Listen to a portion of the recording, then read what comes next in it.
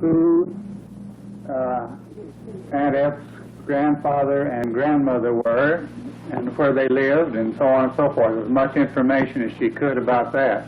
Oh, no, their grandfather. I don't know anything about that. You don't know anything about the grandfather or grandmother at all, huh? If you ever talk about her stepmother. Both. Thurston side. Both sides, Sally and Thurston. Oh. Didn't they live in Missouri when you lived there? Oh, yeah. Grandpa Thurston lived just a half a mile up the road, but from us. He gave Mother 80 acres, and Aunt Sis Ison 80 acres. There was an Uncle John Thurston 80 acres on the other side of him, east of him, and then Aunt Sis, and then Mother. And they had them 80 acres, I guess that's where they established their families, all of them. Well, where did they come from, Thurston's? Where did Grandpa come from before they moved to Missouri? No, I don't know, but I don't know. We don't get much information. You know, they're a part Indian. Well, I've read that they were, but I don't know whether they were. Grandpa's father had a picture of him, but then Sis got the picture of and got lost. The daughter lost it, and he had his hair in braids and big bow ties here on his hair. Well, what kind of an Indian? I don't know, just an ugly kind. Be recorded, you don't. Well, how about the Sally side? And they were French. they were French. Francis said S-A-L-L-E was the original name, and they changed it, but some of them still go to S-A-L-L-E. Well, when did it get changed? Oh, I don't know, after, Before you were born? yeah, before I was born. But they said they were French. And Grandma Sally was,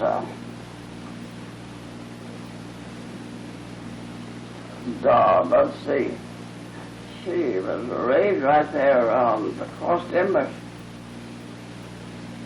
But I don't know where her granddad come from. What about this Grandma Cassidy? Grandma Cassie was a stepmother. That's what I thought. I never knew Grandma Thurston at all, but I've seen her picture. She just like Aunt Sis, fat and squabby, but she died with dropsy when she was only about 52 or 4 when she died, like Father, you know. But her folks, Grandma's Thurston's folks lived all around there, of course.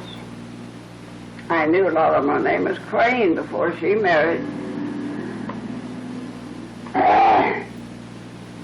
Well, how far did they live from you? Grandpa and Grandma Sally? Grandpa, Yeah. Sally or Thurston. Sally. They lived 8 miles, and we all got in a wagon, loaded up and go to Grandma's about once a month. You did? And Oh, I am. Uncle John, Grandma and Grandpa Sally had Uncle Isaac, old bachelor, and Uncle John and Aunt Hetty. They were married and lived there, and they had a kid forever. One Dad and Mother had, and they all slept on a pallet across the floor, struck out across the floor. Oh, we had one. Uncle John had hounds up with the... When we kids got through eating our lunch, what was left over, he'd take to the dogs up at the barn. He wouldn't let him come down towards the house. He'd see him coming. He'd say, "Now, Lead, Spunk, get back there." He wouldn't let him come. Well, I always had foxhounds. Well, I never did hear Mother or you or anybody else tell about what you did when you were living in Missouri when you were kids. Yeah. She never did tell me, nobody ever has. So I thought maybe you had. Well, No. I was born along pigeons. We had 2 rooms. I remember that as well. A log kitchen. That's why Mother said I always had to work so hard, cook it so much. But Well, did you go to school in Cross Timbers? No, she was. at school, the old schoolhouse we built. Oh, when I started the school, I was only 4 years old. 4. 4 went over at Margaret Nicholson, that was an aunt of Mother's, taught school in a little old log schoolhouse about half as big as this, and built out of logs. We carried water from a spring down there, and I remember the first day when I went. Well, I said, Aunt Margaret, let's play school. Edwards should be their counts. Edwards. Yeah, Cross Timbers was mine. At the old short schoolhouse, all the shorts lived over in there, you know. You remember all of them shorts. Uncle John Thurston married one, and Grandma Cassie, that is Grandpa Thurston's last wife. The shorts raised her. She was an orphan. They got her somewhere, I don't know where. But the schoolhouse that we went to, Mother and Bill and all of us, that was built up there called the Grove School. That was right close to Grandpa Thurston's. He gave the ground. And Sis lived right here a quarter of a mile, and we lived over here a half a mile, and Uncle John Thurston lived over there about a half a mile. And we went there for, well, till I got teaching. I taught my second term there. And I gave a pie supper that got the bell. Got the bell that rang the school, and I had, I don't know how many in that one. All the neighbors around there, I guess there's 30 of them. Now, this was in the Grove School that you taught? That's the Grove School that I taught there. But you also went to school. And then school. up at the old Bethel campground where Mother and Father are buried. Up there, Grandma and Grandpa Thurston is buried there, and all of the Thurstons are buried there. Uncle Bob and 2 of my brothers and sisters. That's where Mother and Father is buried there. When you asked what did they But do? they died when Bess was a twin to Jessie and all. She's buried there. And then there was a boy just younger than Noah. Oh, he died when he was a baby too. Oh, I didn't know that. That Aunt Bessie had a twin. Yeah, I mean, But she died when she was about, how old was she? 8 months, I think somebody said. 8 or She 9. wasn't very. She was a slim face when Bess was a round faced one. But she died of what they call the brain fever. Them days, I don't know what they are, what they call it now. But I never did know what Oral died with. Now, that was the boy. Oral? O-R what? O-R-A? O-R-A-L, Oral. O-R-A-L. He's younger than Noah, between Kurt and Noah. He was only about, I think he was about 12, 14 months old. Because Mother had Kurt pretty close after that. Didn't you say you took care of Aunt Osing when she was born? Didn't you say you took care of Aunt Osing when she was born? Did I take care of No, she wouldn't have been old enough for that. I took care of your mother Oh, one of them I know you. when she was born, Bess. Oz took care of Jess. Oh, that's Yeah, we claimed that one. I claimed your mom, and Oz claimed Jess. So we had them to take care of. And when they were born the first time I went to see them, they sent us down to Uncle Bill's salad, about a quarter of a mile, and then Molly Butler. An old Civil War nurse. We always had her for the doctor. Midwife? And so when we come to the house, And they told us to come to the house. We come, and they each one had on little long dresses with little dog heads all over. Oh, so I opened our eyes. They were the cutest. What kind of flour sack was it? No, they had dog heads with collars on. Well, they used to have flour sacks. Wow. Oh, I haven't got anything to tell. Well, Well, what do you you want? didn't tell him, is it? We lived in our, well, I was going to say afterwards, Father bought her all around. He bought 4 different ranches joining us. And we moved one of the houses that had an upstairs to it and joined up with the kitchen and the one-room shack, or one-room that we was with a baby. Bill was a baby right after he come back from Oklahoma. Bill was born in Oklahoma, you know. We all went down there in a wagon train. Sure, but You did? Oh yeah, Indians I got. Why? Because Father and them and us had it opened up down there with oil, and they thought they'd get a homestead down there. And they, oh, there was 3 different families. I think there was 8 or 10 wagons of us. They had a cow behind the wagon for milk. Ours was a baby. And I can remember right when we were ready to go, my father picked Ours up. He says, "Come on, baby, let's go," and he threw her in the wagon. The covered wagon, we had a covered wagon, tied the cow behind the wagon. And at night, we'd go about 8 miles a day is all we'd go.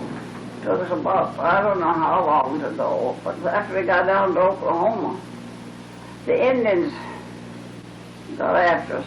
We had to put our wagon around, put the horses inside of where we, and the cow inside of where we had our wagons around. And the men sit up all night, took turns about sitting up all night. And there was one fellow, Master Billy Maxwell. He had a little bitty glass bottle. And he'd set me on his knee and he'd trot and sing and give me that bottle so I wouldn't be scared. Well, where did you move to in Oklahoma? Noble, a little town named Noble. I don't know if it's there now or not. It's close to Guthrie, but I don't know. Noble was a town. And I remember the first nigger I ever saw, we had a great big box of cottonseed. Cottonseed and oats, This is in Oklahoma? Oklahoma. And they'd get out in that cottonseed box and play. And one day we got up and looked out and there was a big black nigger, and did we ever duck? What did you think when you saw him? What did you think? Huh? What did you think when you saw him? What did you think about his color, or What did you think about him? scare you? What scared us? We didn't know what. what did you think about his color? The color Is was that- black. Well, what did Blacker than black can be. That's why his face really shines. Is that what scares you? His color? Then Bill come pretty soon after that. You know And what? Bill wasn't but just a baby when we left down there. Claude? I'm gonna think I'll go take a bath. Got time, haven't Oh, I think so. And then I want to ask you some Oh, all things right. too. After. You're going to take a bath? I know he does. Oh, I? Well, I feel sweaty, don't you? what's he going to do? Take a bath. Well, he'll be a half an hour at it. Well, We have time. we've got plenty of time for that, yeah. Now, Where's you going? The Tri-City. Oh, you are. Ethel, how long did you stay down in Oklahoma? We was there about a year. And then you went back to, Went back, we drove down there, sold everything. And I remember Father and going out in the peanut patch to pull peanuts, and we always had so many peanuts to eat. But he sold the wagon and the horses and the cow, and we went back on the train to Warsaw. You mean you couldn't make a living down there? Wasn't what we expected. Did you go back to your same place in Missouri? And we went back on our old home. We had the old homestead there. Or the 80 acres that Grandpa gave Mother. We still had that. Then they moved. Father bought what was called the Reed Place, the Lynn Place, and the Garrett Place. 3 different farms. Where did Grandpa get all the money to buy all He this done land? pretty good. Father was a pretty good farmer. Mm. And he had, always had cattle, quite a few cattle. Calves, he'd sold cows, cows, and he sold the calves. And Noah and George, when they married, they lived on one of the places over there. The Reed, the Garrett place. I think there was only 80 acres in that. And the Reed place, Uncle Bill's son lived in that. And then the Lynn place is where we bought the house off of. There's 160 in that. There's along the creek. But there was always all timber. We farmed. We had to pick up rocks every spring on the sled so he could farm it. And he'd cut the wheat with a cradle, and they'd go along, pick up the bunch, and put it in bundles. Did Mother do that along with you and Bill and all the rest? She was big enough to help. We had to work from the time he was that high up. Yeah. Well, how far in school did Mother go? 8th grade.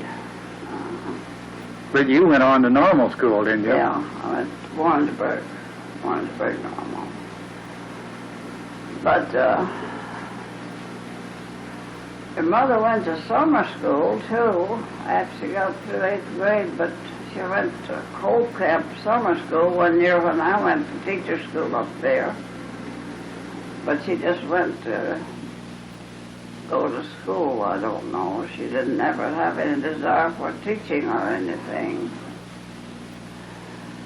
She was always so quiet, never expressed her desires or what she really wanted to do. Until she come out here and run on to your dad, and then she wanted to marry him. She did. Yes, she did. She went with him before, back there in Missouri. And then she come out here. Went with Claude. When she saw him, he said, well, I said, he's a nice looking man, and I guess a nice man, and nice boy. And I said, I guess he's going to have a little money. So I said, maybe better hook him. So she hooked him. Well, how did Grandpa ever become a preacher at first? Minister? A minister. First he was a farmer, wasn't he? Yeah, well, then he preached during the farming. He'd had country churches. He'd go to this church one month Sunday, another church, called a circuit rider, the circuit riding preacher. And he took his Bible course through school. Through mail. Through the mail. Through mail. Come out of Springfield. He'd go down there to the Missouri conference every year. They had Missouri conference every year down in Springfield. What they call Preachers Conference, And one year, Noah and George, when they moved to Bolivar, they sent Father to Bolivar from the conference. And we were down there 2 years. I don't know, we rented our place, but I forgot who to. But Noah and George married while we were down there. And when we went back, they went back with us. Oh. That's how it happened. They lived on the Garrett place over there. Was Grandpa Sally a minister before he got married? No, he was, when he got married, he come from Colorado. He'd been cooking down there in Colorado for a bunch of cowboys. He had Indian arrows, a great big box of Indian arrows, and I don't know, there's a white stone now that some of the boys have got. I don't know who, of course, tried or built one that had the date on there that he picked up. It looked like, I don't know what kind it was, a stone. But it was a soft stone. He cut the date on it. Now, I don't know who's got that. But he was a good cook. Father loved to cook.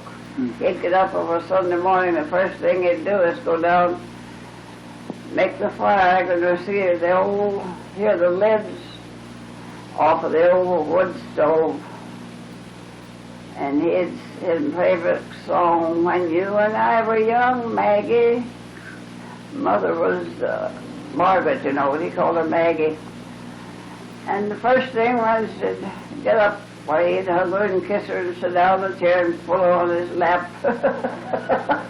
They were a loving couple. Yeah. But he could bake a molasses cake. That was our Sunday dessert. Oh, they were good days. We'd have fruit on Sunday, too, fruit and cake. And we'd bake bread on Saturday, so we could have light bread on Sunday. And every other day it'd be biscuit for breakfast and cornbread for dinner and supper, or mush. Mush and milk for supper. Yeah. I expect Mary went through some of that. I don't know. But you miss an awful lot.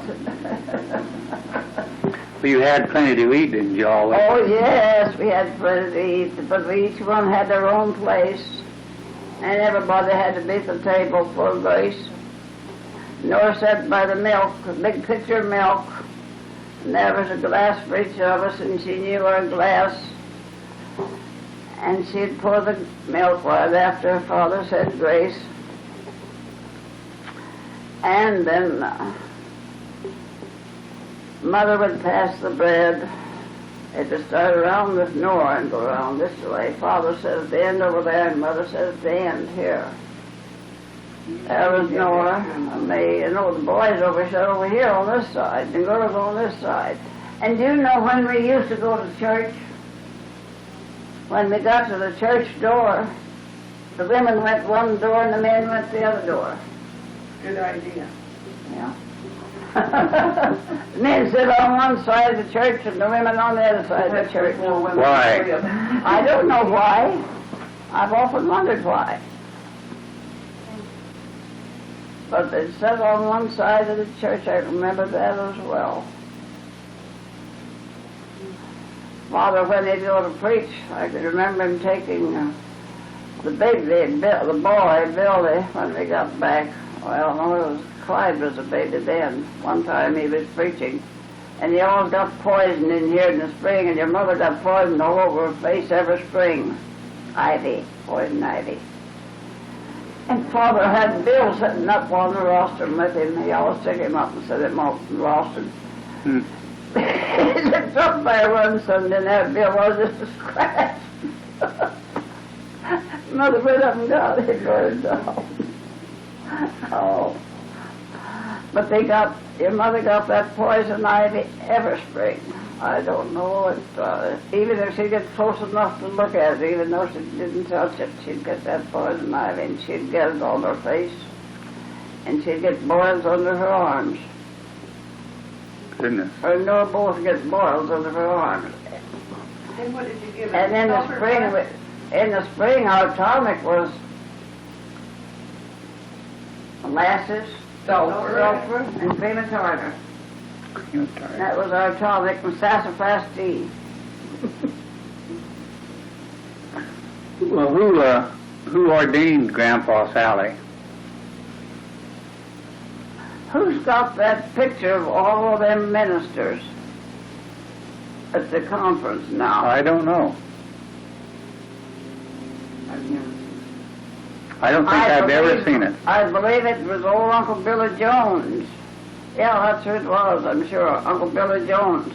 Because they used to come to our house and sit by the fireplace. He was another one that would put me on his knee and they'd trot and sing. And, well, wife, I found a model church. You never heard that, but that was an old song. Beautiful. Let's see, well, wife, I found the model church. It was not built for show. As far as I can remember, I could lay at night and just hear him singing it. He had a long beard, pointed beard. Nearly every minister in that bunch had mustache or beard.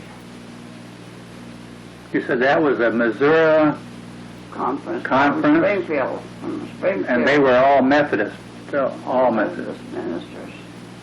He'd drive down there in the fall in a buggy and a horse. Mother'd go with him sometimes. Leave us kids at home. But he was Billy Jones. I've got him and his wife somewhere in a picture. I think it's at home. Unless I've given it to one of the boys, so Uncle Billy Jones. And he was a brother to, what school is Sam Jones at Bob Jones. Bob Jones? Bob, Sam Jones. There was a Sam and a Bob Jones that the boys went to school with, or school to, back east. Well, David went to Bob Jones University. Well, yeah. That's in He was Greenville, a nephew. South He was a Carolina. nephew, yeah. It's in South Carolina. But I think there's a picture of Bob in that conference group. I believe there is. What made Grandpa Sally come to Colorado? Homestead.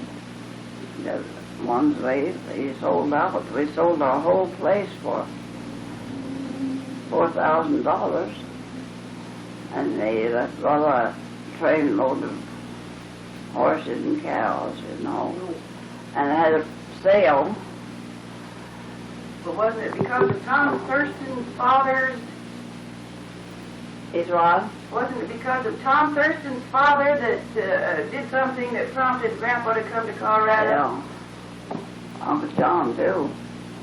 Put his name on notes, and one of the cousins was the sheriff then. Don't put that on the record. Okay. Sheriff at Warsaw, Lewis, was the sheriff at Warsaw, and Uncle John and Uncle Shep both put his father's name on a big note. And Olson and I was going to school then over to Edwards, driving to a special summer school. We'd come home that evening, and there, Cousin Joe, we always called him, there he sat with them two fellows, Uncle Bob. Mother was crying, and I couldn't figure it out what it was. And they wouldn't tell us for a long time, but Father hadn't signed the note while they'd read the pen. And Kurt never did want anything to do with Uncle Shep's family on that account. But Uncle Shep was county clerk in the office in Warsaw. And Uncle John had the livery stable. And he couldn't meet his payments on that when he moved up there, so he sold out over there, his place. And Uncle Shep, I don't know what happened. Made him do that. Or else I do too. Bill and Oscar, the two oldest boys, they just spent money and threw it away like they... Oscar, he got the high head and he'd like cigars with a $5 bill. Yeah, that's what they told all of them now. But did Grandpa sell out to pay off the note? No, I don't know. No, no, he didn't sell out to pay off the note. He paid off, he sold some cows to pay off most of it. Of course, it wasn't, I don't know, 1,000 or 2, something like that. It wasn't a big bill like it be now, but it wasn't a big bill. But Uncle Shep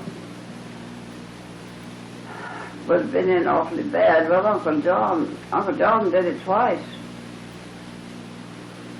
Well, isn't that what prompted Grandpa to come to Colorado? I think so, yeah. I think that was what gave them the inspiration to get away. But he had to bring Kurt and Florence. He wouldn't come without bringing the whole family. Kurt and Florence was married, Norris and George was married. And he wouldn't come without bringing all of them. All right. Well, did you all come at the same time? No, your mother and I come on the train. I got Ahead of time or after they were already about here? the same time. About the same time, but we stopped in Kansas to visit Uncle John. Maud Thurston, and I were like sisters, and Claude and Norris was the same age. And we were together so much. And Uncle John had sold out there in Warsaw, the stable, and moved to Kansas. So we come on the plane. I paid Ocean's way to come with me. And we had to change trains. I remembered Ray. But we come, probably a month after we did it, maybe not that long. And when we got in Akron, we got off and met there in the hotel. And Bob Ball brought us out in a spring wagon.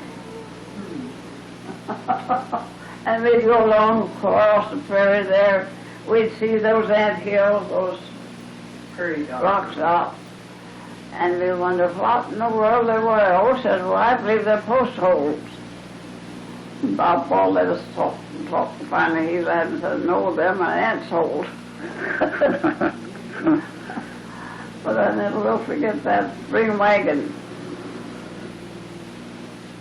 Ocean, I sat in the back seat and Bob sat in the front seat. What did you and Mother do after you got here? Well, we lived on a place down there close to Grandpa, down there by the schoolhouse called the Pepper Place. He rented that Pepper Place down there. I don't know who owned it now, but it was right there by the schoolhouse. Right east of the schoolhouse, and that road that went right up to the schoolhouse there, where you went to school. Yes. But I don't know who lives there now. But he rented that, and then we homesteaded in north there. George and Norris homesteaded up there. Of course, when Kurt, let's see, what did he do? And we all lived in that Pepper Place for a while. And I can't think now where they did live after that. Until they all homesteaded. Kurt homesteaded, and Father homesteaded, and I homesteaded, and George homesteaded. I really make my mind back, and John never got it.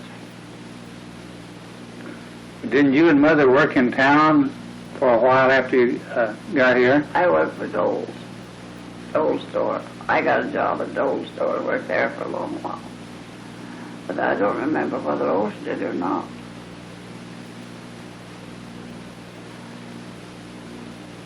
Did she? You didn't remember? I don't know. I don't know either. I worked in Dole's store for a long, long while. But Aunt Bessie was, I think, too young at that time.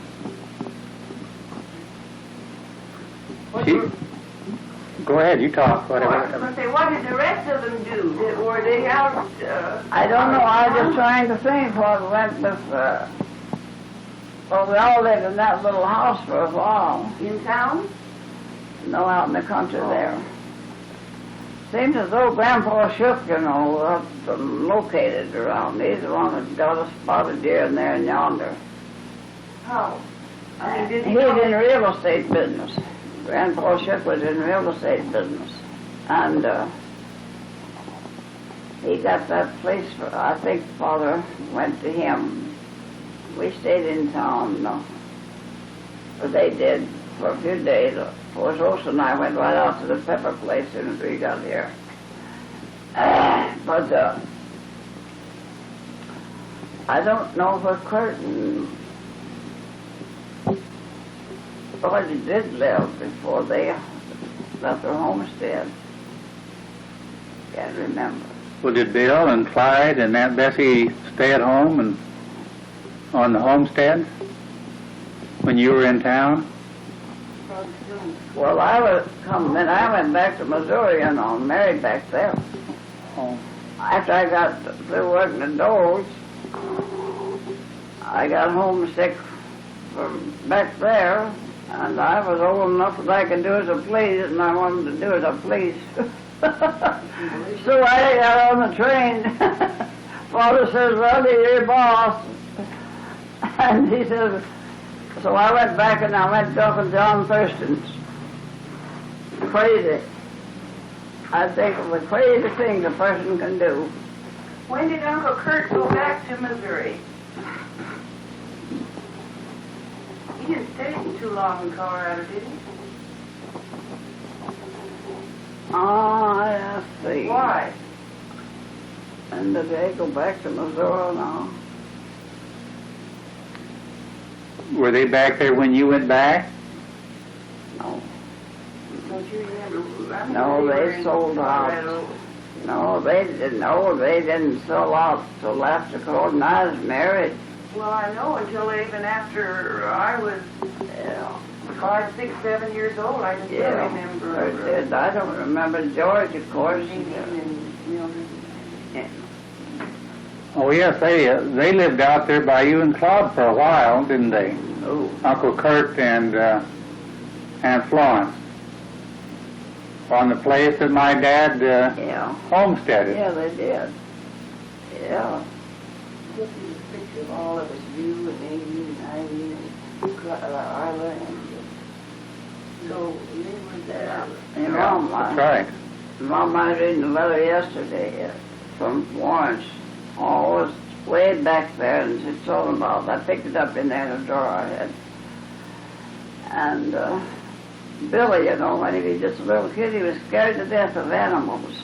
And they lived down there on that place, and we'd go out to look at the horses. And he'd look through the fence and says, Mommy, let's go to the house. They're looking at me. And as soon as he'd get his dinner over, when he'd come up to our house on the hill, when he'd have his dinner over, he'd say, it's time to go home. Well, there's one time it come, and he's got through eating, and he says, well, Mama, I didn't say what you told me not to say. Let's go home. And she's reading that in that letter, some of the cute things he used to do. You got Billy Sally? Billy Sally? Billy. Uncle Kurt, Billy? Uncle Kurt. I don't remember Yeah. him. He was a nice-looking kid. Awfully nice-looking. Born in Well, Colorado? Born in He was Colorado? born, yeah. Oh, they were all born in Colorado. They only had Mildred. When were you and Uncle Claude married? Huh? You and Uncle Claude, when were you married? We was married in 10 back in Missouri when I went back there. Then we come back here, and Otis got us a job, Dylan got us a job at the experiment farm. We went to Iowa and worked. A fellow there, we had some friends in Iowa that I knew, the Whitemans, and one of the hired men of Claude's dad was coming to Iowa, corn picking time in the fall, so we come along with Bill Grimsley.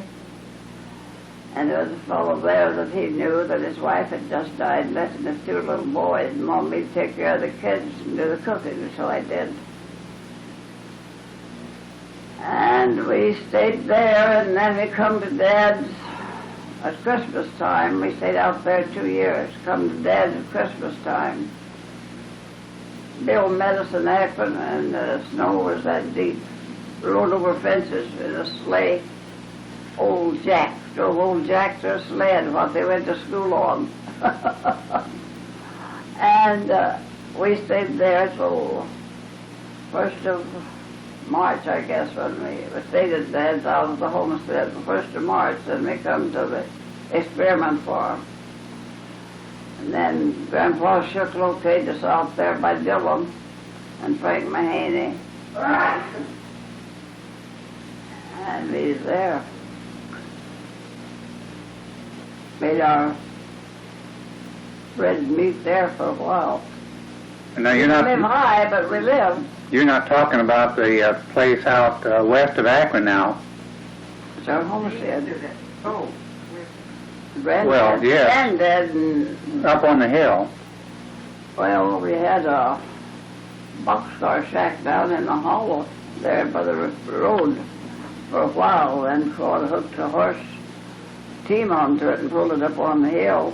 And then we built up there on where we're at now, on the hill. He And, was born down, I was born out at the Grandpa's ranch. yeah, right. That was, well, that's we come. We were still out the fathers. And that's a Christmas, because I know we went down, stayed down there, and your mom and I sewed dresses for you, yards long. Insertion and tucks and lace, insertion and tucks and lace. Oh, they were pretty. Petticoats wasn't quite as lacy as the dresses. You must have thought I was going to be a girl rather than a boy. No, we didn't know what it was going to be. We knew he was coming pretty quick, but we sewed, we fixed, and we planned. Yeah, I remember that. And I went down and stayed with your mom until she got able to be up and around. Oh, we stayed there for a little while. Now, where was this? Out at the Thanks. Grandpa's ranch? Now, they hadn't homesteaded yet then. Who hadn't? My dad and mother. They hadn't. Yeah, They had already had. Said, but they didn't. They had so long to get onto it, you know. You see, you had, I believe it's, Claude know how long after you homesteaded you had to improve on it. Year, I believe, or 6 months. I don't know how far. But we had Kurt went out and helped Claude build a shack out there, and we went out and stayed out in this boxcar shack till we got through working at the experiment farm. Then they moved out there. You're not running over. Jesse, do you have any questions to ask Aunt Ethel? Yeah, right now. Well, don't ask me any more silly questions. What? Don't ask me any more. How long was it before you, after you homesteaded, before you had to move on it? Oh, I homesteaded in 1912. How long And, of time did you have before we Well, had to build a let's start residence? from the beginning. We, Christmas in 1911, we was in Red Oak, Iowa. So we came out to Colorado on a visit. So Bill met us in Akron with a sled. I just told that. And of course, we rode that sled out to their place, which is very cold and disagreeable. Lots of snow. Lots of snow. Drove right You over just get right fences. over the fences and everything. And then, of course, we stayed there a while, and we wasn't very well acquainted. He was born there. Oh, we was there. Wasn't very well acquainted, of course, and we went to a sale. They had a sale out in the country. So Lars Anderson, he knew Sally's, don't you see? And he knew F, I guess. But anyway, I was standing out there amongst the crowd, and I didn't know anyone. And so somebody said, well, Derby hat. who's that dressy young man over there? Derby hat on, kid gloves on, you know, all dialed up like $1 million. Didn't have, I think I had $4 when I come to Anyway, they made the remark that he better get out of here, he'll starve to death. So, I didn't know anything about that till about 20 years later. Lars Anderson had told me then, he said, well, I'd like to see Joe Barlow and those fellers and tell them how you started. So that's the one that said it, don't see. Well, anyway, we stayed out there a while. And of course, we decided to stay in Colorado. So then we got us a job on the experiment farm. And Dad got it for us. I just told Yeah, you, Dad well, got it for us. anyway, whoever got it, why, we got a job on the experiment farm, and that's about the only job in the country, don't you see? Well, I think we got 80, and I think I paid $15 a month board, and you didn't pay no board, and you got 25 hours for cooking. Is that right? That's right. And but anyway, Good. we stayed there 8 months, and I saved $500. See, in the 8 months. All right, then Frank Hodges, we quit, and Frank Hodges took our place. You see, Right after you quit, he was Oh, there when that was- long? Yeah, oh yeah. Wow. When did we homestead? And then we homesteaded in 1912, you see. So I and Kurt went out there and built a homestead shack. You see, down, toward the station there, about, half a mile from the buildings where they are now, you see. Yeah. So anyway, we built this shack to hold a homestead. But your granddad homesteaded us, don't you see, free of charge. So then, later, while we had to go on this land, and we had to stay on it 7 months, don't you see. We had 5 months leave of absence. We could go off and work, you see. But we had to be there 7 months out of the year. All right, we had to break up 40 acres in order to hold our homestead. Well, when I left the station, Oliver J. Grace was the superintendent. You knew him. Yes. And he gave me enough of seed wheat to sow this 40 acres certified seed, don't you see. So I sowed that 40 acres, and it made, it was Kharkov wheat. That is the name of it, don't you see. But it's certified seed. So it made 21.5 bushels an acre. So I sold it to my neighbors. I could get a little more money, 10 cents more. So I got 60 cents a bushel, you see, for the wheat, which was, market was 50 cents. Well, anyway, we got rid of the wheat amongst the neighbors. Well, then, as time went on, we had bill fence, this and that. You had to improve it. I had to improve it. So I had to have a well drilled. So, well, I'm a little ahead of my story here. Sometime later, after we built the shack, we hooked the horses to it and pulled it up on the hill where we figured on building them, see. Had cracks in the floor of that And, and when that scrub that water go down through, the skunks would stink up. We got it up there, and then, of course, we had a hen house, and we had a couple of dozen chickens in this hen house. So we moved the hen house up, and then I had a nice little saddle horse. Just keep still.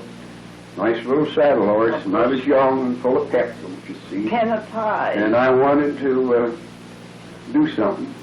So I drove these chickens up a horseback, don't you see. Wanted to fly back, and I'd run it down, go get it, and bring it back to her, and I kept working them that way, don't you see.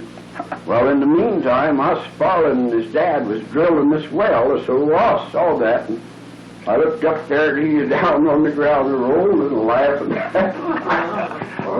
But anyway, I got the chickens up there. But You didn't tell what the chicken house made out of. Made out of ties. Just Oh, yeah. And covered over. But anyway, we got a hold of the hog, and we built a pen for this hog out of ties, don't you see. But anyway, Austin wanted to drill this well, him and the old man, and I said, Mr. Spaulding, I don't have any money. I can't drill a well. Oh, that makes no difference. He said, you can pay me when you get it. I knew your dad, and I knew this. And he's kind of a guesser, and see. You did know your dad? Oh, yeah. Oh, yeah, they carried the mail back there. Yeah. Oh, I But anyway, I finally agreed to let him drill the well, but I said, I can't pay you. I don't know when I can pay you, but if you want to take those chances, well, that's up to you. Well, 35 cents a foot is what it was. So they drilled a well. So I went on a month or so, and the old man come over there one day, and he said, Claude, he said, I've got to have some money. He said, we're out of groceries and don't have a drop of flour in the house, and the kids are hungry, and, you know, all that stuff. And I said, well, now, Mr. Spaulding, when you made this deal, you said it didn't make no difference when I paid you. And I said, I knew I couldn't pay you anyway soon, but I do, on account of the kids being hungry, I do have a credit at John Fisher's, and I can buy you groceries on this credit. Well, that'll just be fine. So anyway, he made out his, I just signed this piece of paper, and then he made out his list later, don't you see? Then he went in there and bought the whole darn thing in groceries, don't you see? Which throwed hardships on me. Well, of course, I was young and didn't know him very well, and so later on, Dad told me, said, oh, I sure wished I'd known that. He's owed me for years and years. He said, I just turned that bill. But that's what he was afraid of. Oh, well. And, but anyway, I got him paid off, and of course, time went on, and we, after I, Make your story short, you run out. oh, you, No, not a bit. Oh. I've got lots to take. oh, well, anyway, we built gradually, don't you see, and we, as time went on, we got a little prosperous, and then, I'll kind of spread this out a little. I'll cut off some of it. But in about 21, we had a depression, don't you see? And I bought a bunch of cows, $75 a piece. And 2 or 3 guys was after them, and we had quite a lot of trouble getting these cows. But anyway, I got them, and they was kind of mad and so forth. But anyway, that fall, well, I sold those cows for $18 a piece, see? And, of course, that throwed hardships on me. Well, then, of course, the banks began to crowd me. I was pretty prosperous up to that time. They began to crowd me, so I finally we're going to go. made a deal with the Hill Rose Bank, Old Towns, to I'd have a sale for a year, give him a year's time, and if he would take my paper as or this sale paper as collateral, don't you see, for what I owed him, he agreed to do that, don't you see. But anyway, he said, Claude, he said, I don't think you need to have a sale. He said, you're not in bad shape. And I said, yeah, I am, Mr. Towns. If I go on like I am, I'll go broke. And, well, he tried to talk me out of it. But he said, I'll take care of your paper. And I said, I want you to handle the sale, and I want to carry this sale for a year, don't you see? So these boys will, you know, have time to pay and so forth. Well, we agreed on that. Then, when he came out there, why, he come over to me and said, why, Claude, he said, you got a lot more stuff than I thought you had. He said, you don't need to have a sale. Why don't you call it off? And I said, no, I don't want to. Well, he said, you ought to see some of the paper I got. And I said, well, Mr. Towns, I'm going to tell you something. He said, yours is so much better than theirs. I said, I'm going to tell you something, Mr. Towns. If you've got paper worse than mine, you better get it collected because it's not very good. Well, he kind of grinned. He had those long teeth stuck out there. Kind of grinned. And he said, oh, I don't think so. And I said, all right. But this is the way I want it. I figured this out myself, and that's the way I want to do it because I know I'm going to go broke. And, well, we agreed. So I had my sale, and I and Kurt then went to California. Yeah. And this is in 21. Of course, I had my sale, and the sale was pretty good considered, and so forth. But anyway, we went to California. We was 10 days on the road. We had a tent, and we cooked our own meals and everything. And well, I guess the highway we were supposed to go on was LDS. Don't you see? We couldn't tell. Only way you could tell is the highway. Every so often there'd be some yellow marks on the telephone post. But one time we got off the road, went up to some farmhouse even, and thought we was on the highway. Well, we had to come back and hit this highway. Well, we got in California. Now you ought to quit, say so. I could talk. Well, we quit now, and then Wait, I want we'll to ask him one question, though. Now, when you went out on the ranch, that was homesteaded, that was when, 1912. 12. Well, did you meet any of my dad or any of my Well, I family around there? bought corn off of your dad. Back in those days? Back in huh? those days. We went up there, it was seed corn. We went up there and graded it out back in the early days.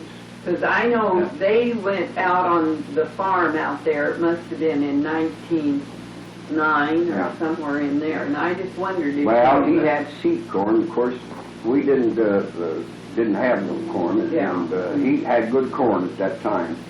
And so I went over there, and we got in there and graded out together.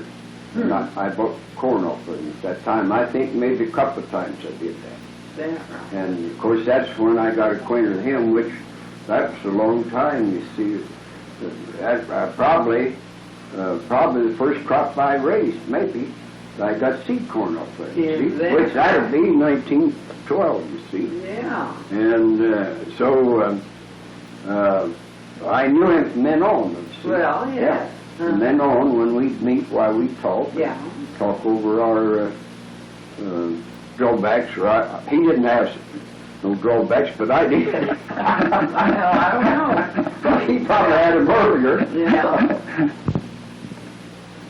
Go ahead. Now, we got to California, and I had a brother in California, you see. And, of course, he was a working man, and I wanted to work for him. See, I and Kurt figured we'd go to work for him. But no, he wouldn't hire us. Is that Roland? Yeah. Why wouldn't he hire you? Well, he said it'd make friction between the other man, which he was right. And he said, but I'll get you fellas a job. You don't need to worry. I'll get you a job. But I don't want you working for me. And I was a little bit sore to start with. But anyway, we didn't have no money. See, all this paper money had to go in the bank, don't you see?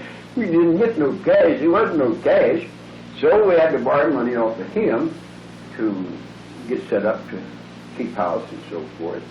And so he let us have it. And he always called me Kid. He said, Kid, we had to sign an oath, don't you see? He said, Kid, sign right here. I looked up at him and said, I signed more of these things you ever saw. I never will forget that.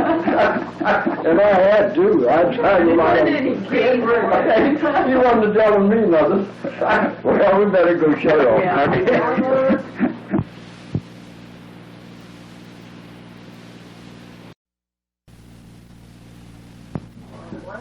Let's see. You were telling about when you were in Colton and you were loaned the money by your brother. Oh, yeah. Oh, yeah. Well, you're going to have Your your church. I'd rather hear about it. Well, I want to finish this up first, and I want him to tell about that in Missouri, too. Well, of course, after that, why, my brother got me and Kurt both a job at Portland Cement Company. And I got a job in the belt shop at $200 a month, see, which that was a real big salary at that time.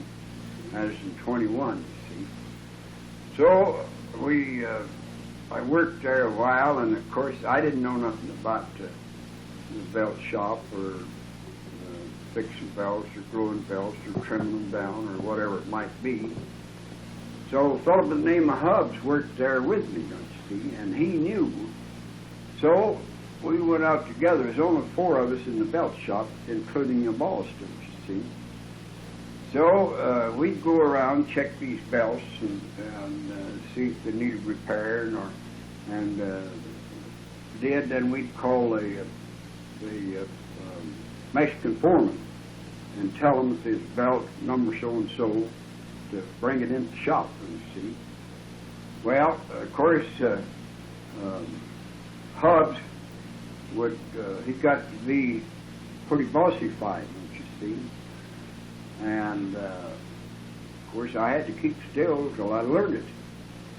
But after I thought I knew as much as he did, why, we come up to a belt, and he said, get up, Claude, and see what that belt needs up there. I turned around and said, you go to hell. If you want it, you get up there and get it. Oh, Jesus, I can imagine. I just set him apart, don't you see? And I'd always been nice to him and everything. So, well, he said, there's one thing about it. You or me one's going to have to quit. Well, I said, that's perfectly all right with me. I could quit or you could quit, but that'll be left to the boss. So when he got in there, he told Wes, he said, you're going to have to fire Williams. And Wes said, why? And he told him, well, you either have to fire him or I'm going to quit. So Wes got all the details, and he said, well, you can quit. Just like that. Well, Hubbs quit, see? Yeah. So next time the superintendent come along, why, he was a pretty good friend of my brother, don't you see? They kind of run around together. And so I said, wait a minute, Mr. Olson, I'd like to talk to you. So he stopped, and I said, you know, I think maybe I should have a raise. And he said, what makes you think you should have a raise? Hubbs was here 3 years before we raised him, before he learnt the business. And he said, what makes you think you should have a raise? Well, I said, I can do anything that Hubbs does. And it didn't take me no 3 years. I said, you know, there's difference in people, Mr. Olson. I said, some can learn quicker than others, and some can't. And I said, I just happen to be the lucky one, so, I said, now, if I can't, my boss tells me, tells you that I can't do what Hubbs does, then you cut my salary. But don't try to hold me here and work me when I know as much as he did, just because I learned it quicker. So he just walked on off, and see, you know how those guys are. Didn't want to get in arguments, I guess. So, next payday, my check was raised. And so Hubbs, of course, he had to go out and look for another job. But anyway, this Ollie Carter got to be a pretty good friend of mine. And, of course, I was trying to save my money, and he was trying to spend his, you see.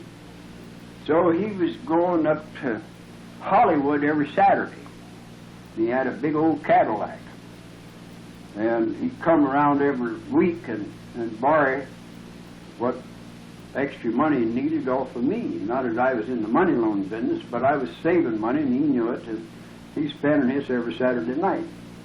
So finally I said, Ollie, I'm going to give you a little advice. And he said, good, Claude, I'd like to have it. I said, get rid of that old wreck of yours, that Cadillac, and stay out of Hollywood. And this is when he was wanting to borrow some more money, don't you see? I never charged him any interest or anything.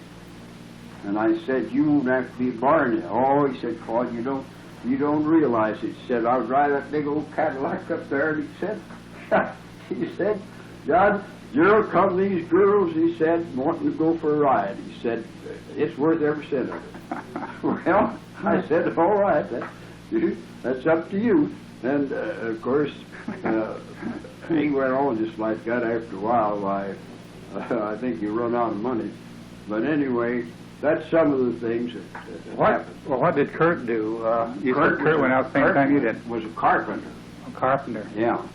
Yeah, I think he was carpenter. Bill was a carpenter helper, I think. What was you doing when you was way up on top of that? Oh, yeah. Oh, yeah. Now, there's another thing. They couldn't find anybody who would go up on this tower. It was 110 feet high. And what had to be done, they was running cement up on a high building. And had to build a tower up to where this would run. And then they'd have to run that bucket up there by hoist, you see, to run that down the chute. And somebody had to be up there to trip it. So they couldn't get nobody to go up that high. So I went to them, told them that they, of course, they paying good money for that. I said, I'll take that job if you guarantee me my belt shop job back when we get through here, which that's probably maybe a 6 months job or something. And they said they would. Well, I took, of course, you might run it half a day and then you might miss a half a day. But I took some papers up there to read them. I had a cover, you know, shade up there. And when I wasn't dumping this, well, then I'd read to pass off the time and so forth.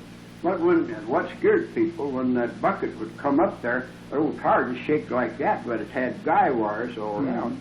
See, it protect you, it wouldn't fall. I knew that. And going up didn't bother me because I'd been up on windmills and stuff like that. But anyway, I held that job for time run out. Then I went back to my belt shop job. Just a year or two ago, So, Bill gave him a picture of that. He didn't know he had a picture. yeah. I didn't know how it happened. But anyway, as time went on, why, she kind of threw me off from the track there. But anyway, Well, you worked there a while, and you came back to Colorado, though, didn't you? yeah. Not too long after that. Now, when I came back, during my banker's conversation, why, at that time, there was somebody on every half section, don't you see, and maybe a quarter, maybe a native was homesteaded. Well, all of those people was in the same shape that I was, but they stayed, don't you see, and I wanted to get out quick and save myself, and I figured that they couldn't because this interest would eat them up, don't you see? And that's when I told Towns. Well, of course, that's what happened. The Depression didn't last too long until the market went going up and business got good. And of course, I was raising quite a lot of corn at that time, which you saw. Yeah. Well, then I got to raising this corn. Well, then the Federal Land Bank had a mortgage on all that land in there, and of course they foreclosed on all of this, and these fellers was out of business. Well, there lays that land. Well, then I went to raising a lot of corn, and this corn got to be worth about $1.50. Then I took that money and made payments on these neighbors' places from the Federal Land Bank, and you could buy them on time. And of course, I accumulated quite a little land at that particular time. And old man Gray come out there one time, and this Comfort place, there was 400 acres that they bought, and they came there from Nebraska, and they bought that 400 acres and paid cash $20 an acre, don't you see? Well, he was a man. And so anyway, they went broke. Hopers went broke, and they got a mortgage. First mortgage, I think Chalky Wilson had it, and then he switched to some loan company, and then her mother had some money, and Copers tried to borrow second mortgage on this land, don't you see? So she said, well, I don't know. I'll wait and talk to Claude and see what he says about it. And, of course, they was my neighbors out there. So I told her she better not let them have it because I thought they was going to go broke.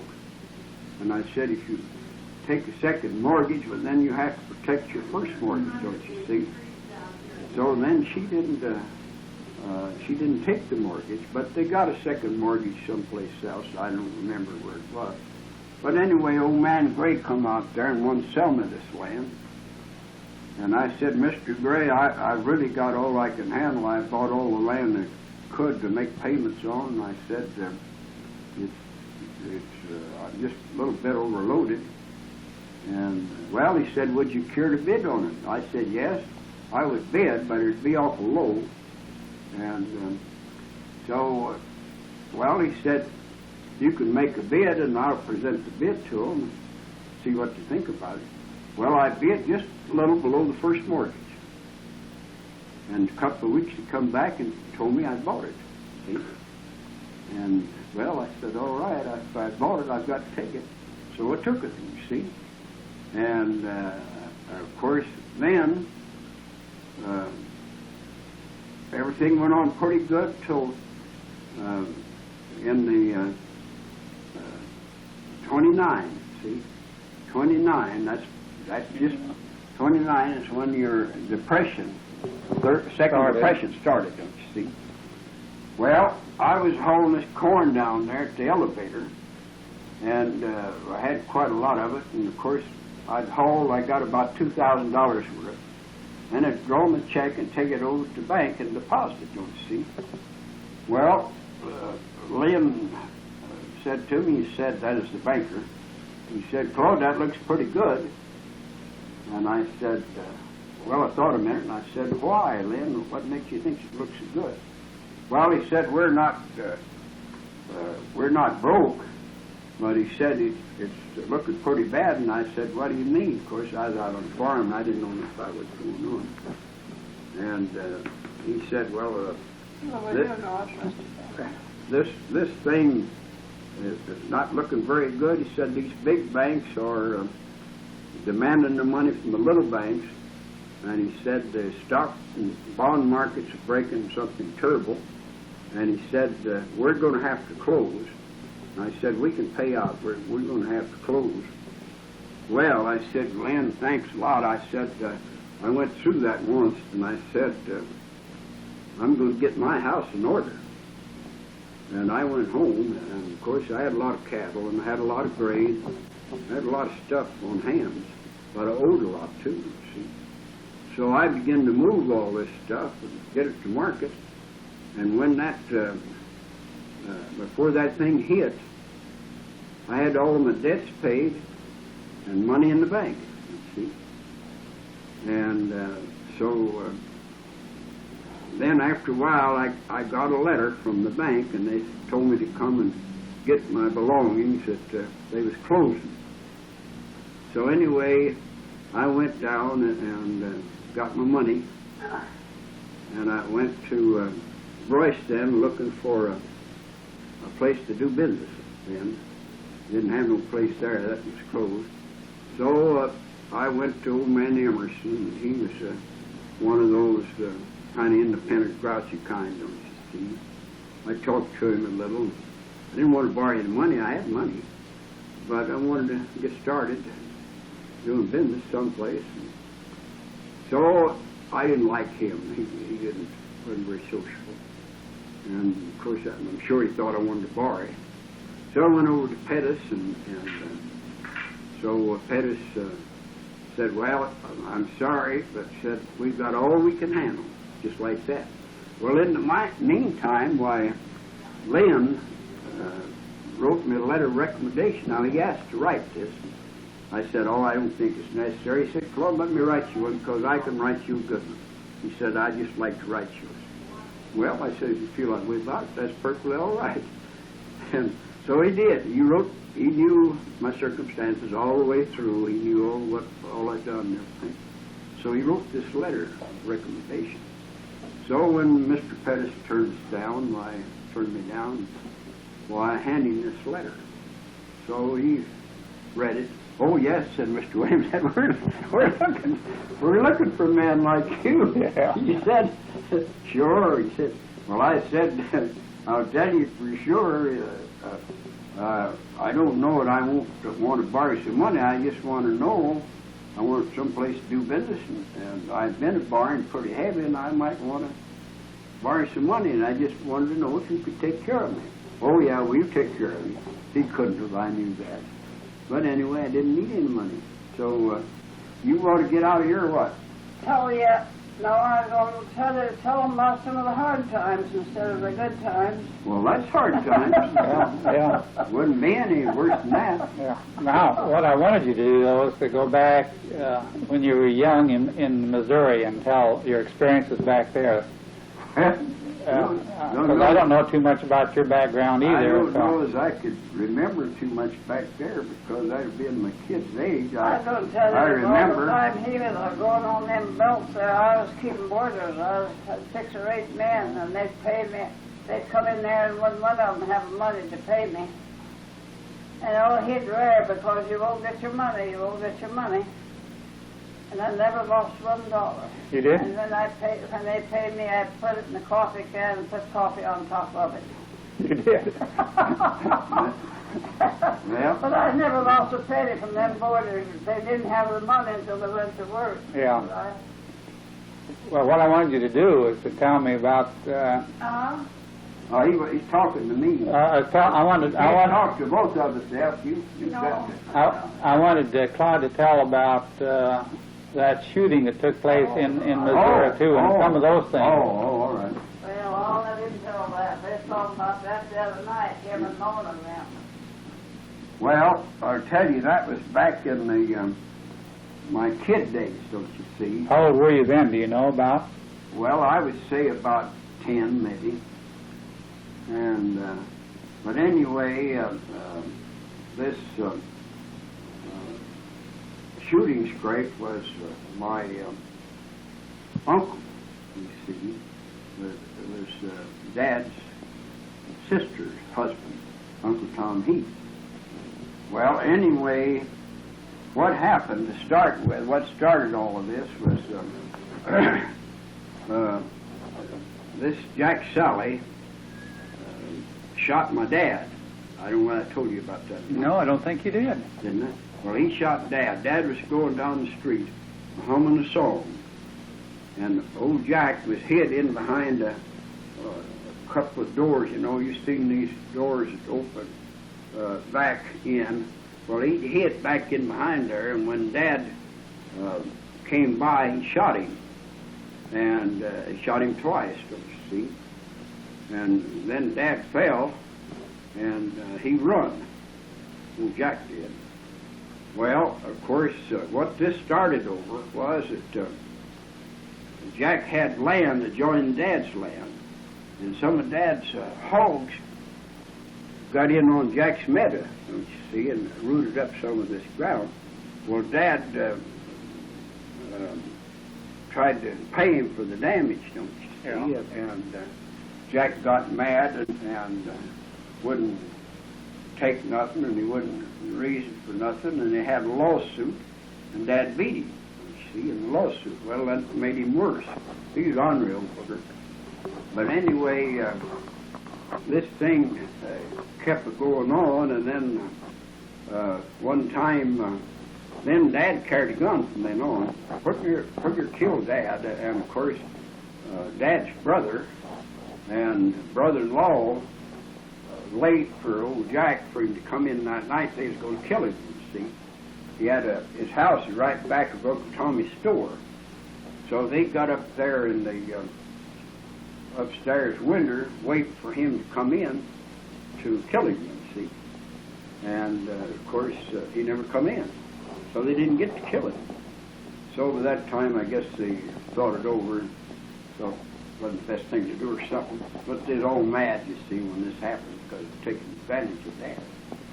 But anyway, Dad did get well, but they expected him not to. And that's why they were so mad, don't you see? But anyway, that later on, then after his dad got up and got well, why, old Jack come down the street. Dad had a store, I guess, there on the corner, and Grandpa and Dad was sitting on the platform there, the poor front part, I guess, talking or visiting or something. And Jack come along and he pulled his gun. Well, of course, he pulled his gun while Dad just up and went shooting at him. And then he run. And I guess Dad hit him a little, but not enough to kill him. And then, at that time, Dad was collecting from Uncle Tom Heath and old man Spicker was partners. And they done a lot of crediting, and so Dad had to go a lot of places to collect this money, and he's pretty well known. But anyway, of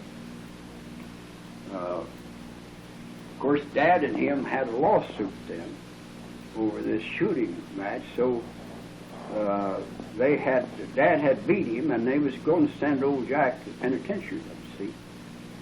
And he come home at noon from the trial. Hermitage was the county seat, so that's where they was having the trial. That's about 10 miles away. So he came home at noon, and Uncle Tom Heath, about time for him to go back to the store, you see. And he had an office over here, and the post office over here. Uncle Tommy was here, and the store was here. So this was a big square, chain around, you know. And but anyway, he made it a point to walk across there, like he was going to the post office, so he'd meet Uncle Tommy. Well, of course, they met. And he rubbed Uncle Tommy pretty close like he was going to go on. Then he whirled and grabbed Uncle Tommy's derby hat, pulled it down over his eyes, and shot at him twice. And missed him both times, you see. I guess Uncle Tommy was working his head or something. Well, Uncle Tommy then pushed him back and got his gun out, a big old 44, I think it was. And it wasn't a double action, it was a single action. But he shot him in both legs and both arms, and he was kind of religious fellow, Uncle Tommy was. And he claimed he didn't want to kill him. Now, I can't hardly picture a man being that quite nerve to pick out his spots to shoot. But he said that anyway. He said, I didn't want to kill him. He fell then. Shot him both legs and both arms, and he fell. And Uncle Tommy hadn't been shot yet. So he fell, and Uncle Tommy just turned around and walked towards the store. So Uncle Frank Stopp was working for Uncle Tommy in the store there. So he come running out with some shells and old Jack was laying down there. One arm, I guess, was broke, and the other was all right or something. And he was laying kind of like that, and he was trying to shoot again. He had another bullet left.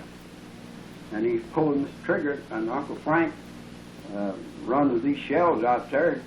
He said, Tom, kill the son of a bitch. He said, if you don't, he's going to kill you. And Uncle Tom said, no, I won't shoot a man when he's down. Well, that sounded like he wasn't trying to kill him, didn't it? Sure does. And so he said, kill the son of a bitch. If you don't, he's going to kill you. And then, about that time, he shot Uncle Tom. That bullet went off, shot him right in the back there somewhere. He was kind of walking backwards. Back to him, I mean. Mm-hmm. And so when he hit Uncle Tommy turned around just like this, both hands. I can remember that just was yesterday. Just leveled down on just steady. He just tumbled, just like that. Shot him in the body, I guess, somewhere. But he didn't die then. And he was laying there hollering, Ma, Ma, Ma. That was his wife. And he had a boy over there, standing there seated all, Andy. And somebody told Andy, said, why don't you go help him? He said, I don't want to help him. And he got it coming or something like that. So then old man Spickard went to it, and that was Uncle Tommy's partner, and helped him. And of course they got him in the house, I guess. And so the next day they sawed either a leg or arm off, and then the next day they saw the arm off of the leg. I don't know which one it was. And he died. So that was the last of it. Well, what relation was he to Grandpa Sally?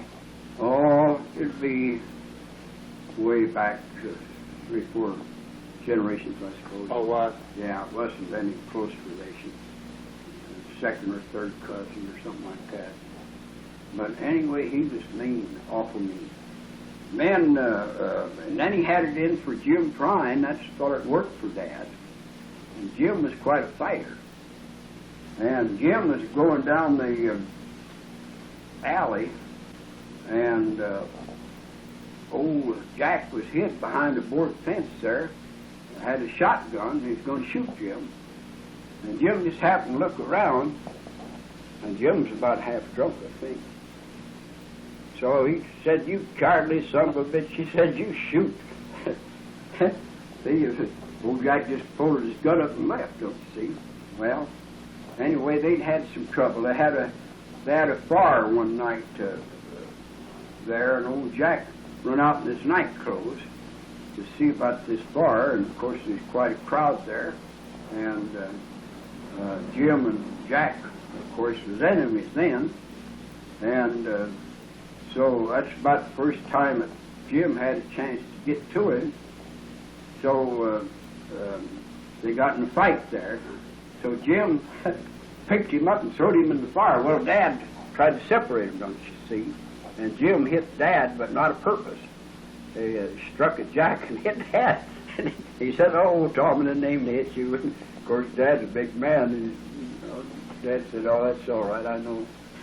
But he tried to separate him, so finally Jim picked him up and threw him in the fire. So, anyway, that's the way it went on. And then I told you the other night about Jim and these Roberts boys are fighting, and Jim is chewing the ear off. You remember that? Yeah. Well, John and Cal Roberts, they was twins. And, of course, they didn't get along with Jim. And Jim was quite a fighter, of course. And they was too when they got drunk. So they was back behind Dick Edwards' saloon back there, and they got in a fight. Well, Cal, I believe, is the one that Jim knocked down and got on top of him. And he got a hold of his ear and went chewing on it. And then old John got on top of Jim, and he was beating on Jim. And Jim wouldn't let loose of this ear, and of course old Cal was hollering at the top of his voice. Jim just took the punishment and chewed that ear off just as smooth as anything you ever saw. And just like he sawed it off. And but anyway, there's just a lot of that stuff going on like that, but this is some of the connections that I knew about, don't you see? And old Cal come in there one time, and Walter Bowman was running this saloon, and he said, "You son of a bitch, give me a drink." Well, back there, you know, to call somebody son of a bitch, that was a bad word. So he just picked the weight off the scales there and hit him right in the top of the head. I guess it didn't hit him straight, but it hit him in the head and glanced off and went out through the big front window. And he just felt like a stuck hog, don't you see? Those things, you see, I seen myself, don't you see? And well, I could go on and go on with that kind of stuff. Well, you said your dad ran a store there. Was it a grocery store? Or Well, no, general store. General. It Yeah. had groceries too? And Oh, yeah, everything. He had 3 stores at one time. He had a store he traded for up in Centertown. That was about 250 miles from where we lived. And Charlie Barnett was up there running it. And then he had a store at Dell and a store across Timbers. well, did you ever work in the store with your dad? No, I never. Oh, you never did? No, I was too young. Of course, I could have later, but anyway, Charlie Barnett was there all the time. Of course, then after after he bought this Centertown store, well, he took this Centertown store in on a farm. He sold it, from the name of McKinney, I think it was. And he owned a store at Hockman, too, at one time. But anyway, Charlie run this store, and I and F went to Iowa, and then when we come back home, why, I got sick or something, I don't remember what it was, but I went by there to see old Doc Latham, and this is pretty close to Centertown. So I went by there and stayed all night with Charlie, and the next morning I went down and got me some clothes, you know, really, I didn't pay for them, but I got them, and but I aimed to pay for them, see. But anyway, when I got home, I thought I'd better tell Dad before. He was glad to see me, and I thought I'd better tell him before he might get mad, don't you see. So then I told him the story. I said, come by the store up there where Charlie is. And of course, I'd never seen it. Well, he wanted to know how I liked it. I said, looked like he's doing quite a bit. He's got a nice stock there and everything. Then I tells him this. Well, I could see he didn't like it very well. They said, don't do that anymore. That's all they were saying. But anyway, it wasn't right. I know that. But anyway, he didn't say nothing. That's all there was to it. So you were a town boy then. You really weren't a country boy. Really, see, when we lived across timbers, we had a farm down on Turkey Creek, which was a pretty big place. It had a lot of hay meadow and stuff. And that, I think that's the place he took the store in on, you see. But then after he moved to Cross Timbers, then he bought Grandpa's land there. And it run all around town, you see. And Grandpa was getting pretty old, so he just lived with us, don't you see. So Dad bought it. And there was, I think, about 500 and some acres. This is all prairie land, don't you see. And it surrounded the town there. Even Grandpa gave him a cemetery and everything, you see. But then, of course, I was just, all of my younger life was on the farm, you see. And, of course, by the time I moved there, why, then that's about the time I married, you see. Oh, I see. So I didn't really have any experience there, town life, because, well, see, in the earlier years now, you see, we was in Cross Timbers, and then we went bought this land. See what I mean? Oh, yeah. See what I mean? Yeah. That's when this marble playing was going on and so forth. And then later years, we come back to Cross Timbers, and that's about the time I got married. And of course, I wasn't there too long then. See, I think maybe one winter or something like that. Well, what kind of work were you doing down in Cross Timbers then? Well, I was working for Dad there, you know, and then, of course, when I left there, I went to Iowa. Yeah, yeah.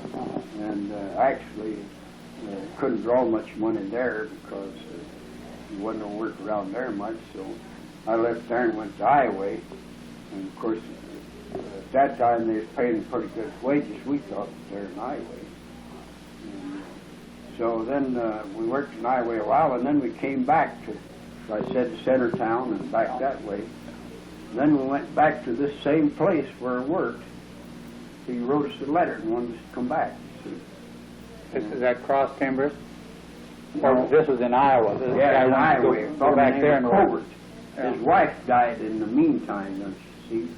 And he needed a man and wife to work for him. Somebody to cook and somebody to work. So we only stayed a couple of months, I guess it was. And then we come to Colorado on a visit, and then just stayed. Yeah.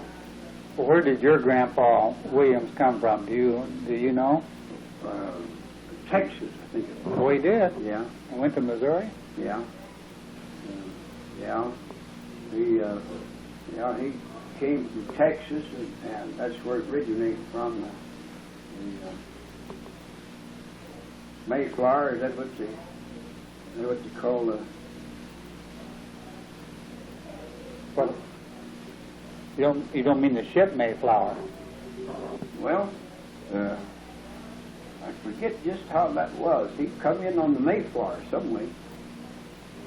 Well, I think the Mayflower ship that I'm thinking about anyway was too early in history for him, probably. What would be, huh? I think so. I believe so. That's How old a man was he when he lived with your dad? He You know? must have been in his 70s anyway. And what was his name? Verge Williams. Verge Williams. Yeah. Well, if he was in his 70s, this was in what year that he was probably 70? 18... This had been in the later 1800s. Well, the reason I said that now, of course, as far as me knowing the history of it, I had a cousin was checking back on the family tree, you know. Yeah. And she mentioned this Mayflower. I wonder if maybe she wasn't thinking about some of your early ancestors. That would have been several generations before your... His grandfather. Yeah, no, it'd be even earlier than that, Earlier I think. than that, huh? Even earlier than that. Well, she might have meant that's where they originated Yes, from. could have You been. see? That would mean, though, that they came from England originally. Yeah, Is that right? yeah, yeah. They were English. Yeah, originally came from England. That's right. Well, did you ever hear whereabouts in England they... No, not part of that. I never did get to learn that, but if I'd have been with her a little longer, you see, when we was out in California, why, Eli's daughter, Uncle Eli's daughter, had a tract of land, I think maybe, might have been 15 or 20 acres, over around Long Beach there somewhere. And her daughter was there, and I and Lester went over there, and she was asking us a lot of questions. And she had this book, and she was, and that's where I got this I see. deal. And but I didn't go into details with it, so I really don't know but I do know England is where we started. Yeah.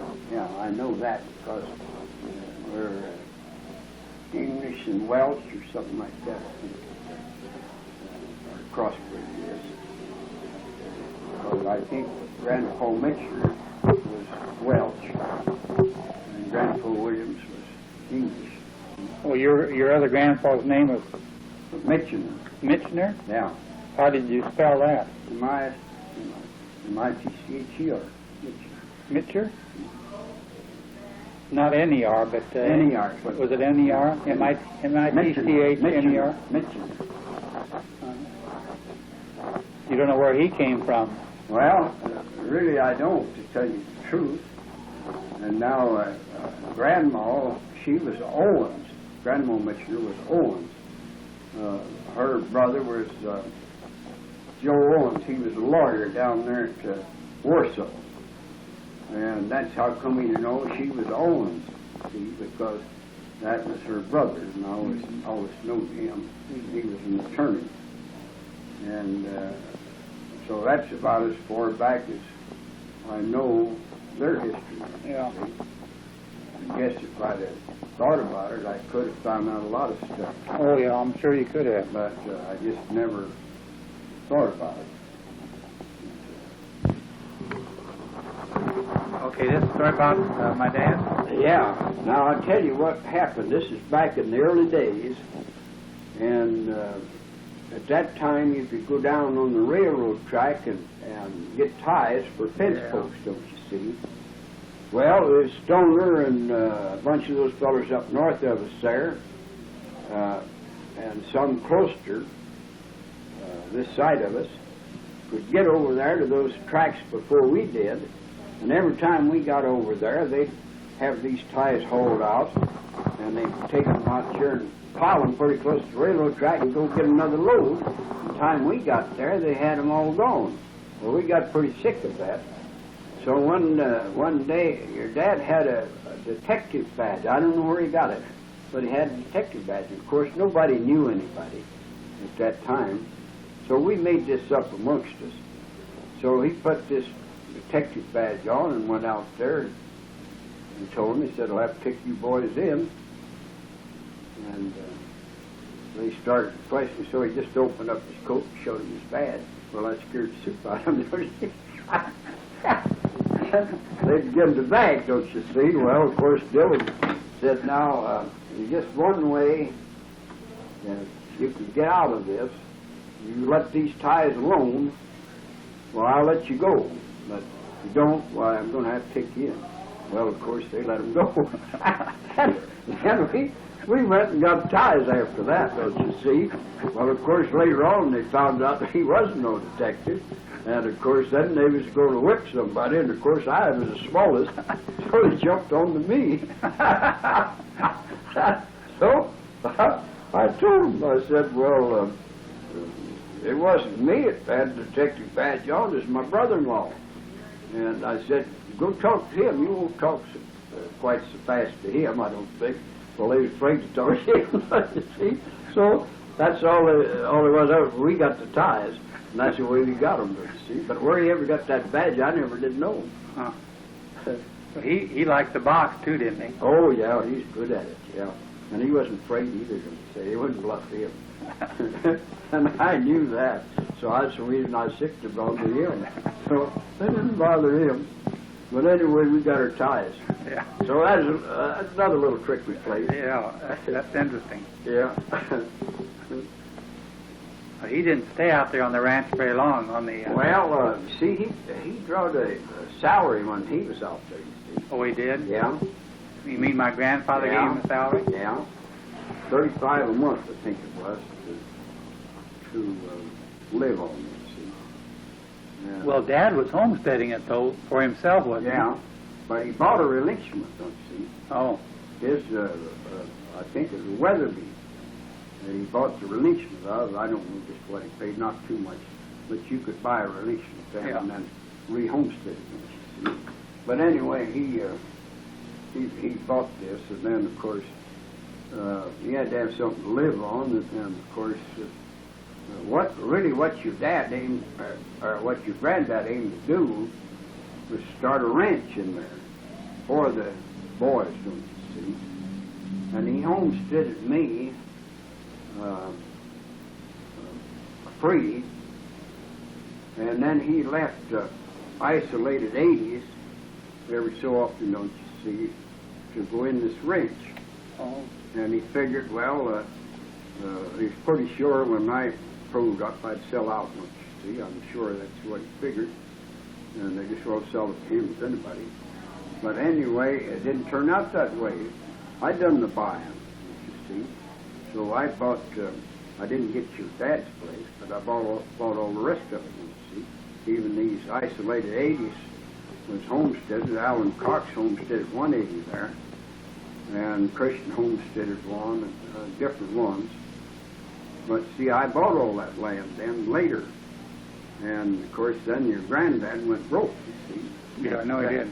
And so that kept him from doing what he aimed to do. But what done that, you see, was this depression in the 20s there. And I'll tell you how it happened. He was in the real estate business. Probably you remember. Yes, I do. And, of course, he was doing pretty good. And he had that ranch out there. But what he did, he bought options on this land. Had these options to hold it. This land was going up all the time. So he had these options. And the option, he'd pay so much down and you had the right to sell it or whatever you wanted to do. Well, then, of course, when this depression comes, the land business stopped, don't you see? And, of course, they just kept getting worse and worse. And he kept hanging on to this and paying the taxes on it. And nothing to sell. It had any value. Everything got cheap. And there's no money coming in to pay anything with. So eventually it had to come to a showdown, and then he got in a racket with the banker, Uncle George Murray and Chalky Wilson.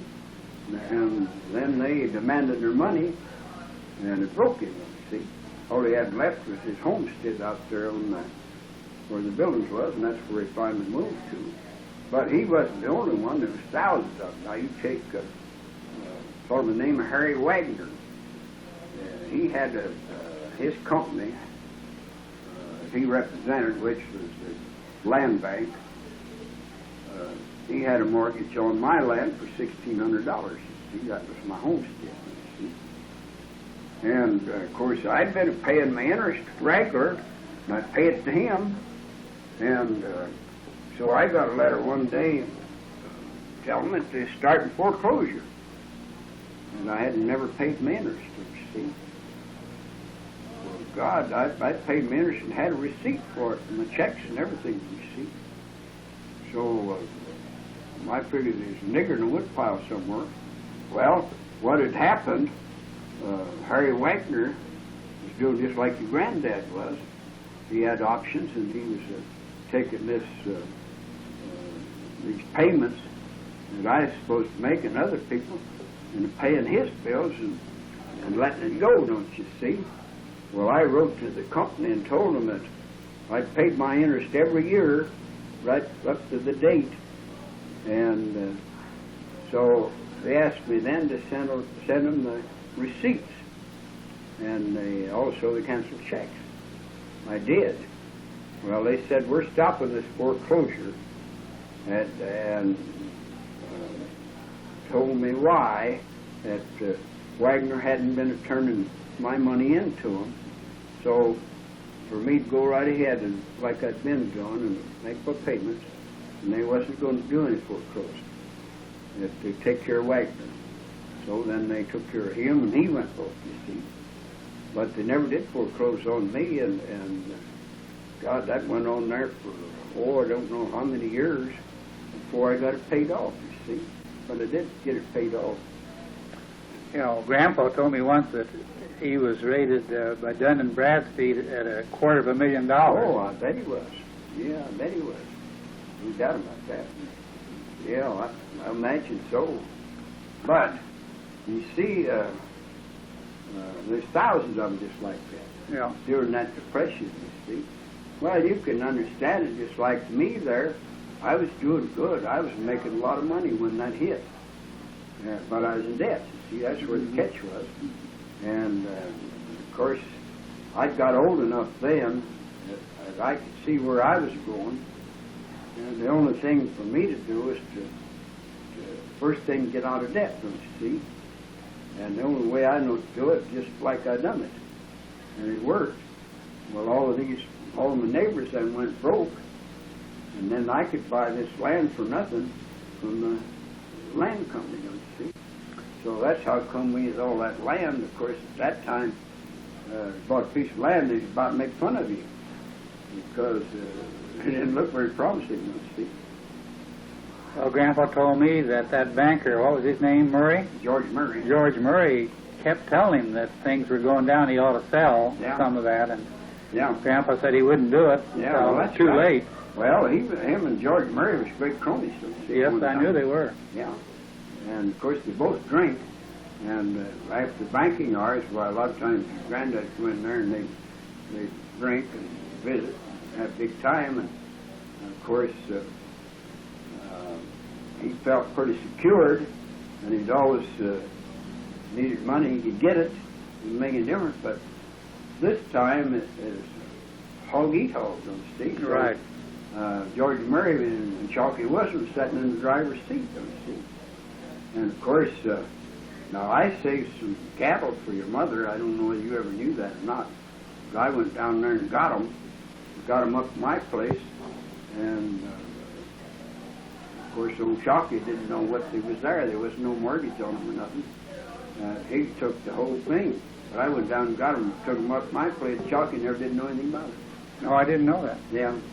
So I saved, I don't know, several cows. I don't know, maybe 8 or 10 cows that your mother had there. There wasn't a mortgage on them.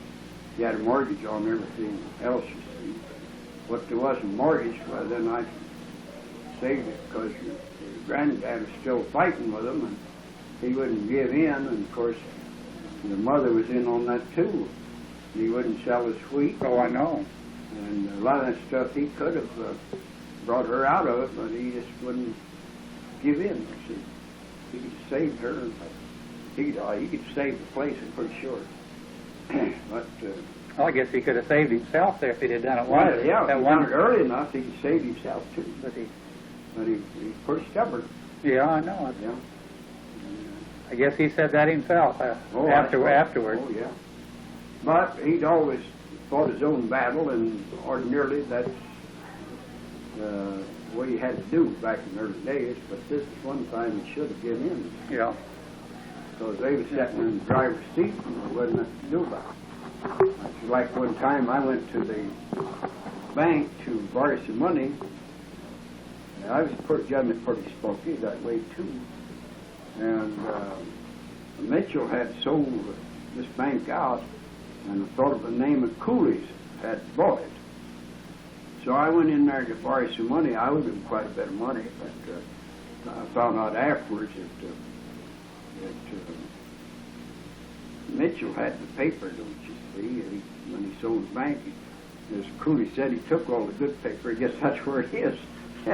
But anyway, I went in there to borrow, I think it was $400, and Cooley wanted to know what I was going to do with it.